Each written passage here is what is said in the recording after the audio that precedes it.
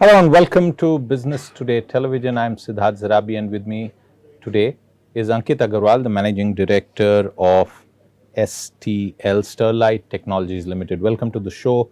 Ankit, a strong set of numbers in the fourth quarter. Take us through the key highlights. Yes, thank you, Siddharth, for having me on your show. So, in line with our stated strategy of focusing on a few areas and becoming world class, we've taken a series of actions over the last 4 to 5 quarters where we've essentially looked to exit non-core businesses or loss-making entities. So, we're very happy to share that we've had progress on our data center business in the UK, which we exited, our OSS, BSS telecom software business, which we exited, and also our wireless business where we were building 5G radios on Open RAN, which also we exited.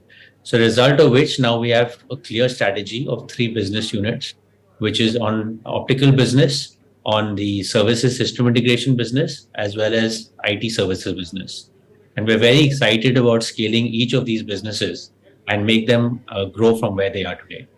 Specifically, coming to the optical business, we are well on our path towards our vision of becoming world top three in this business. And here we continue to demonstrate our ability to not only scale up in terms of our capacities, we also are at the cutting edge of our product development in terms of our optical fiber solutions in some of our latest launches like Multiverse and the 180 micron fiber, which is the world's smallest and slimmest fiber. On the same point, from a profitability perspective, we consistently deliver now north of 20% EBITDA and even higher than 21% EBITDA in the most recent results. On the services business, we continue to focus on growing from a cash perspective, as well as making sure that we execute the projects that we have already undertaken.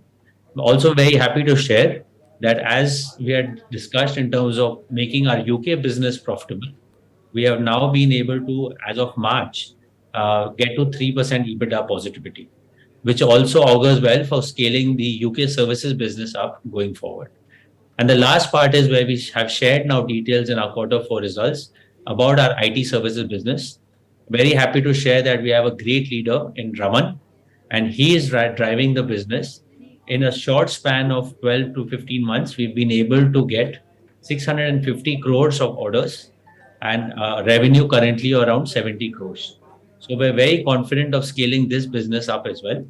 And between these three businesses, we're very, very clear that in terms of investment for CapEx, we are broadly looking at about 350 crores to 400 crores maximum in the coming year, in the current year, to fully ensure that our capacities are on stream on cable as well as our interconnect business. Ankit, in terms of the geographical contribution of your revenues, take our viewers through how much of your business and profitability accrues from overseas operation and India. And in India, for example, fiber rollouts with Indian operators, you have orders worth 1,000 crore, for example. Mm-hmm. Yes, absolutely. I think, and this is in line with the strategy of the company to continue to be global in our optical business in particular. So today where we are is broadly about 75-80% of our revenue comes from the optical business, and balance comes from our services business, and a small portion is now starting to emerge from our IT services business. So in that context, our optical business, which is the largest business, a good portion, probably north of 80% of our revenue, comes from outside of India, primarily from Europe and North America. So this is where we also shared in our result that over the span of last few quarters, we've been able to go very significantly from over 14% of our revenue coming from North America to almost 35-38% of our revenue coming from North America. So we're very, very proud of that growth that's happened. In India as well, that what you touched upon, we continue to be very positive about the deployment of 5G in India. I think we have somewhere between 50-60 million 5G users currently. And I think our own view is we will get to almost 200 to 50 million subscribers in the next 2 to 3 years. So a significant amount of network deployment, network expansion, and on the back of that, fiberization will happen. The second driver in India will be fiber to the home and fiber to the enterprise, which are both great growth verticals, not only for Jio and Airtel, but equally for other internet service providers like ACT, Fastway, and of course BSNL as well. The third big driver in India will certainly be BharatNet, which is our Honorable Prime Minister's vision to around digital India and to connect the remaining 4 lakh villages in India on optical fiber. So that's something we believe can be a very large opportunity for STL and particularly our services business going forward. Ankit, explain to our viewers what is the competitive advantage that you have that allows you to operate in developed markets. From an outsider's perspective, many investors or casual observers would wonder how is an Indian telecom company competing in very mature and developed telecom markets. Yeah, good question. And I think that's something we're really, really proud of as a company and all of us employees, that really we're one of the unique companies in India, which is taking Indian manufactured technology and supplying to over 120 countries. We serve some of the largest telecom operators, tier 1 telecom operators in the world. And believe me, they have extremely stringent quality processes, extremely strong technical requirements, and also very, very strong ESG requirements, sustainability requirements, where they have, where in fact, very often they even come and audit us, not just on the technical parameters, but even on our sustainability practices. So I think this is something that when we've taken this vision to be a world player and now to be world top 3, it was very, very important that every element of our manufacturing, every element of our process, our quality was built and our equipment was built to ensure that we provide world-class service. So that's something that we have really embedded on, and we have invested early in technology. Very proud to share again, we're one of few companies in India who has more than 600 patents. And again, these are global patents. So it's also a testament to the incredible R&D that my colleagues do at STL. And that also provides us a competitive edge. So I think overall, to answer your question, I think the few things that set us apart and have made us successful globally, one, definitely our team. We have a global team and which are both very, very strong technically, but at the same time present locally to provide that local customer experience. The second part is that we invest significantly in R&D. The third is strong investment and focus on quality and getting it first time right. And then the fifth part is very, very strong focus on ensuring that we're creating value for our customers, and we are very agile in making sure that whatever our customer requirements are, we make sure that we find ways to make it happen. Before I come back to a company specific question, I want to take this chain of thought forward for our viewers and get you to expand on the overall manufacturing buzz that we are seeing in broader electronics, communication, telecom, IT equipment that's happening in India. This whole thing about China plus one, de-risking from China, which is the largest manufacturer by far. How is that panning out, and where do you see the ICT manufacturing space in India evolving to? Sure, and I think the timing is great. I've just come back from Brussels. I was grateful to be part of the first session of Technology and Trade Council, and which was held in Brussels, along with our esteemed ministers, Minister Jaishankar, Mr. Piyush Goyal, and Minister Chandrasekhar. And it was really amazing to see the kind of interest that our business peers in Europe had, the success stories that they've had around manufacturing in India to serve not only the export requirements, but increasingly the growing Indian consumer requirements as well. And this was across sectors.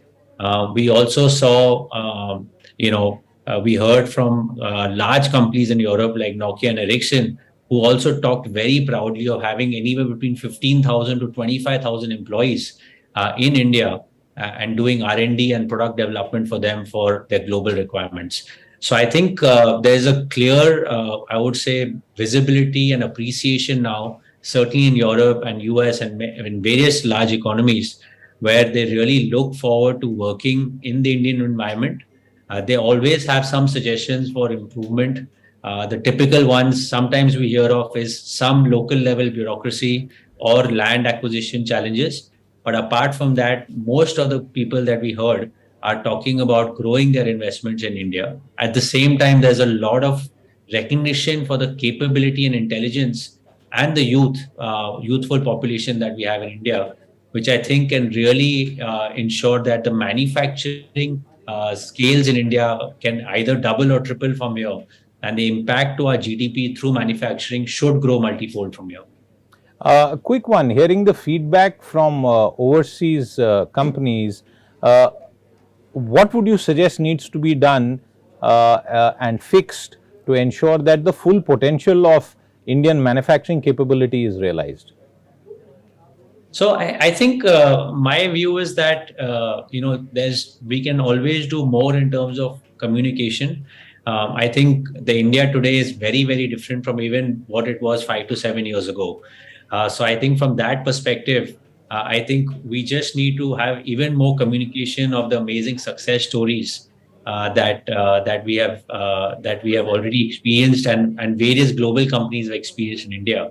There is a huge change in the quality that we manufacture. There's a huge change in the logistics, in the ports and airports that have certainly improved.